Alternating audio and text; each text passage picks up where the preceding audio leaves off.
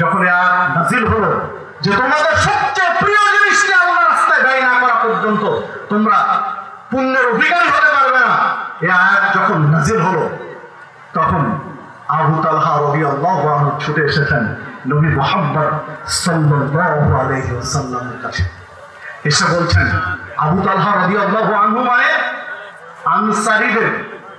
আনসারী মদিনার স্থায়ী বাসিন্দাদের মধ্যে সবচেয়ে বেশি খেজুরের বাগান ছিল আবু তালহা রাদিয়াল্লাহু আনহু। আবু তালহা রাদিয়াল্লাহু আনহু এসে বলছেন, হে রাসূল সাল্লাল্লাহু আলাইহি ওয়াসাল্লাম, আল্লাহ রাব্বুল আলামিন তো আয়াত নাযিল করেছেন সবচেয়ে প্রিয় জিনিসটি আল্লাহর রাস্তায় দান না করা পর্যন্ত কল্যাণের অধিকারী হতে পারবো না। আমি কল্যাণ চাই, আমি জাহান্নাম থেকে বাঁচতে চাই, আমি জান্নাতে যেতে চাই। বিধায় বাইরুহা নামক বাগানটি, যেই বাগানটি মসজিদে নববীর সাথে লাগানো বাগান, খেজুরের বাগান, যে বাগানের মধ্যে একটা সুন্দর সুপেয় পানির কুয়া ছিল। নবী মুহাম্মদ সাল্লাল্লাহু আলাইহি ওয়াসাল্লাম বিশেষ করে বিকেল বেলা আসরের পরে গিয়ে বাগানে বসতেন, ওই বাইরুহা, ওই বাগানে বসে ওই কূপের পানি পান করতেন, খেজুর খেতেন, সাহাবী খাওয়াতেন। এই জন্য আবু তালহার কাছে এই বাগানটি সবচেয়ে পছন্দের, সবচেয়ে প্রিয়, ভালোবাসার চাইবে। পৃথিবীর সর্বশ্রেষ্ঠ মানুষটি যাকে দিয়ে আল্লাহ জান্নাত বহন করাবেন, নবী মুহাম্মদুর রাসূলুল্লাহ সাল্লাল্লাহু আলাইহি ওয়াসাল্লাম, তিনি প্রায় এই বাগানে বসেন, খেজুর খান, পানি খান। এই জন্য তার কাছে সবচেয়ে প্রিয় একদম মসজিদে নববীর সাথে।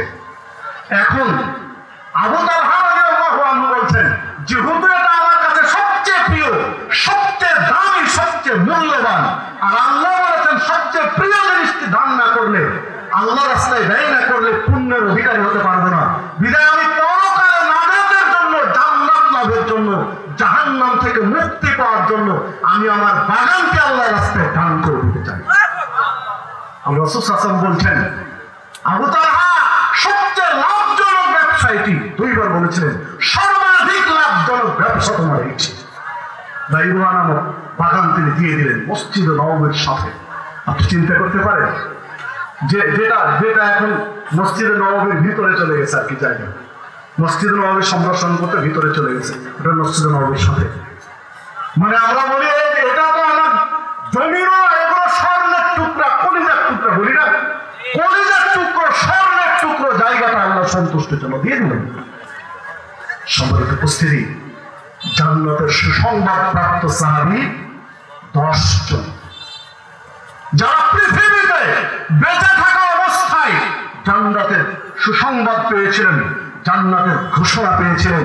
এই 10 জন সাহাবীর একজন হলেন আবু তালহা রাদিয়াল্লাহু আনহু। এমনিতে তারা জান্নাতের সুসংবাদ পাননি, কলিজা বলতে পারেন, কলিজা ছেড়ে দিয়ে দিয়েছেন ইসলামের জন্য, কলিজার টুকরো জায়গাটা ইসলামের জন্য দিয়ে দিয়েছেন। যেমন কলিজা ছেঁড়া দান করেছেন, আল্লাহ কলিজা ছেঁড়া ফলাফল ঘোষণা করেছেন, জান্নাতের সুসংবাদ তুলে দিয়েছেন। সম্মানিত উপস্থিতি, যে কথা বলছিলাম যে আপনাকে আমাকে বাঁচার জন্য, নাজাতের জন্য, জান্নাতের জন্য এরকম দৃষ্টান্ত উপস্থাপন করা উচিত, দান করা উচিত এইভাবে নাজাতের জন্য।